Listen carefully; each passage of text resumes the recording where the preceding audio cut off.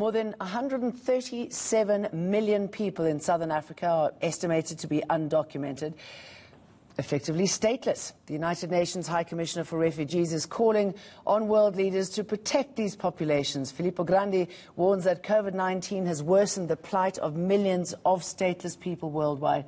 He says swift action is required to alleviate the situation. Let's bring this closer to home with the UN's South African representative, Leonard Zulu. We're asking where we are in South Africa with regards to this matter. Very good morning to you. Can you answer that for us? What is the status here in South Africa? Yes, good morning to you. Here in South Africa, we also have this problem. The problem is present in all countries of the world. UNHCR's latest report confirms that about 4.2 million people are faced with the phenomenon of statelessness. In South Africa, precisely, we have about an estimated 15 million people who are at risk of statelessness, mainly due to problems related to birth registration. And where does this leave them if they have nowhere to go, they have no formal documentation proving that they even exist? Yeah, well, it's a travesty, really, because they live on the margins of society. They are excluded from participating in public affairs. For example, they don't have the right to vote because they don't have an ID.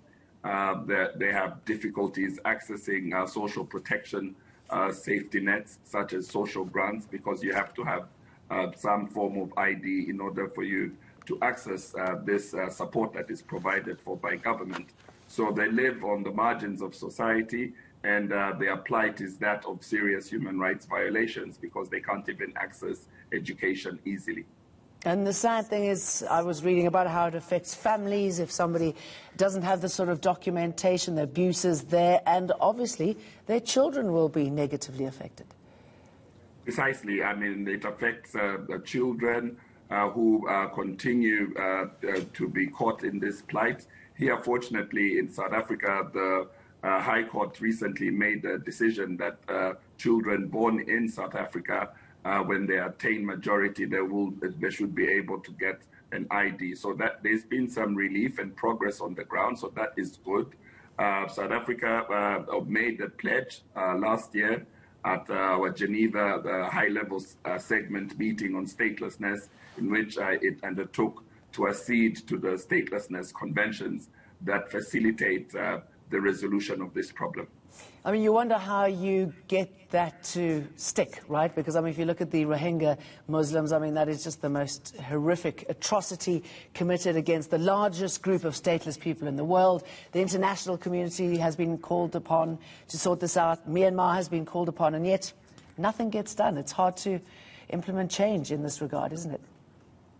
That's because of lack of political will. Resolving statelessness is a straightforward thing. You have to have the political will to make the necessary legal reforms.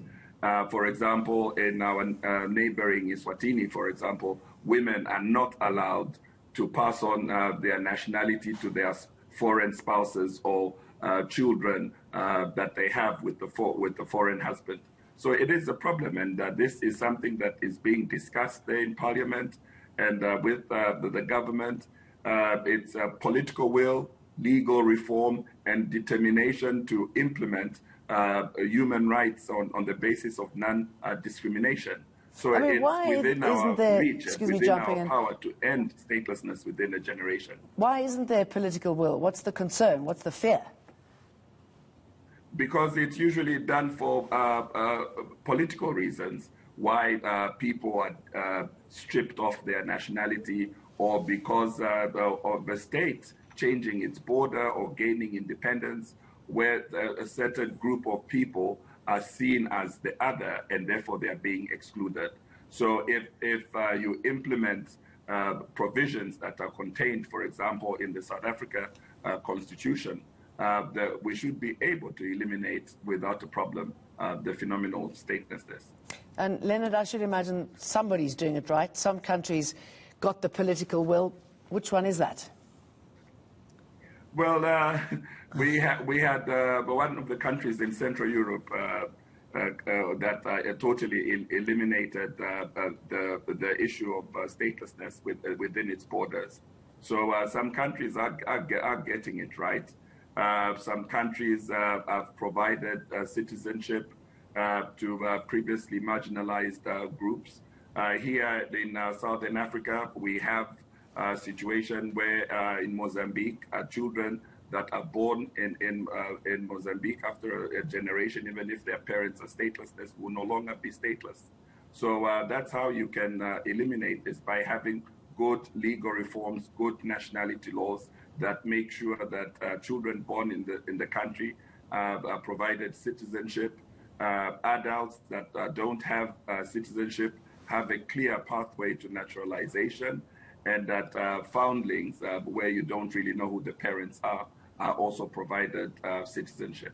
So obviously you've got to really pinpoint those sources, don't you? We can focus on and do something about. Pinpointing the sources of statelessness, I guess, is pretty important. Yeah, absolutely. So, for example, here in Southern Africa, we are carrying out quantitative and qualitative studies in a number of countries.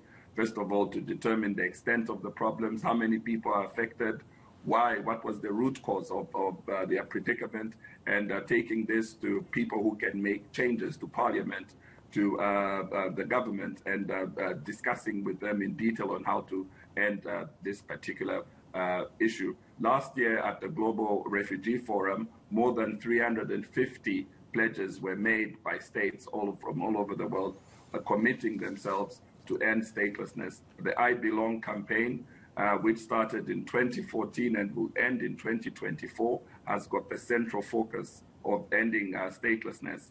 We reached the halfway mark last year, and yesterday we celebrated the 6th anniversary of the I Belong campaign, and we have 4 more years in which we have to step up action and make sure that things really do change for the better for people affected by statelessness. And as you say, some 4.2 billion are affected by this. Leonard, Zulu, thank you for talking to us about that.